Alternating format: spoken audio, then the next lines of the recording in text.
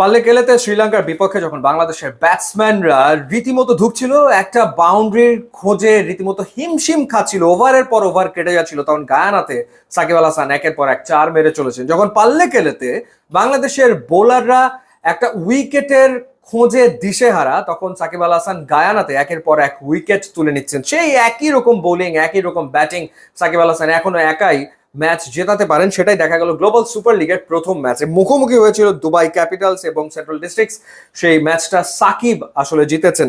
ব্যাটিংয়ে 58 রানের একটা ইনিংস খেলেছেন 37 বলে, যেখানে 7টা চার এবং একটা ছক্কা মেরেছেন, এবং তিনি দলের পক্ষে সর্বোচ্চ রান করেছেন। একাই ইনিংসটাকে আসলে টেনেছেন, কারণ একটা সময় 108 ছিল 6 উইকেটে দলের রান, সেখান থেকে 165 পর্যন্ত মূলত আসলে তিনি নিয়ে গেছেন। 10 ইনিংস পর টি-20তে হাফ সেঞ্চুরি পেলেন। সেই 2024 টি-20 ওয়ার্ল্ড কাপে নেদারল্যান্ডসের বিপক্ষে তিনি হাফ সেঞ্চুরি করেছিলেন। তারপর এতগুলো ইনিংস চলে গেছে। ইনফ্যাক্ট সবশেষ 3টা ইনিংসে তিনি রানের খাতা খুলতেই পারেননি।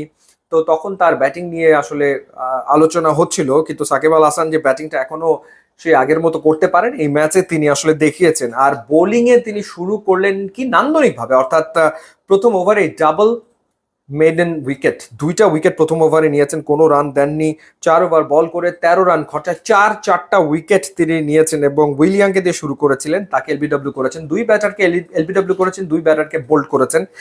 এখনো তার আর্মারগুলো ডেঞ্জারাস, এবং এখনো তিনি উইকেট টু উইকেট বল করেন, এখনো তিনি অ্যাটাকিং বোলিংটা করেন, সেটাই আসলে দেখা গেল। এবং ফক্সক্রফটকে এলবিডব্লিউ করেছেন ক্লার্কসন, আর উইলিয়াম ক্লার্ক, এই 2 ব্যাটারকে তিনি বোল্ড করেছেন। তার যে অলরাউন্ড পারফরমেন্স, তার পারফরমেন্সই দুবাই ক্যাপিটালস তারা আসলে প্রথম ম্যাচে জিতেছে। ইন্টারেস্টিং ব্যাপার হচ্ছে, এই টুর্নামেন্টে তো বাংলাদেশের বিপিএল এ খেলা রংপুর রাইডার্সও আছে, এবং আমরা শুনছিলাম যে রংপুর রাইডার্স হয়তো সাকিব আল হাসানকে দলভুক্ত করবে, কিন্তু শেষ মুহূর্তে তারা আর নিতে পারেনি, যে কারণে দুবাই ক্যাপিটালস সেই সুযোগটা পেয়ে যায় সাকিবকে দলভুক্ত করার।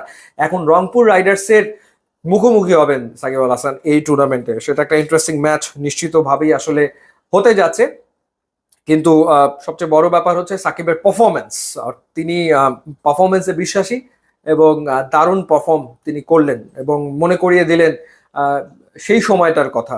অর্থাৎ যখন তিনি আসলে বলা যায় যে তার সেরা ফর্মে আসলে ছিলেন, মানে সেই 2019 ওয়ার্ল্ড কাপের ওই সময়টার কথাই বোধহয় তিনি মনে করিয়ে দিলেন তার পারফরমেন্স দিয়ে। ইউটিউব এবং ইনস্টাগ্রাম লিঙ্ক আছে, আপনারা যোগ দিলে খুবই খুশি হবো। And thanks for watching.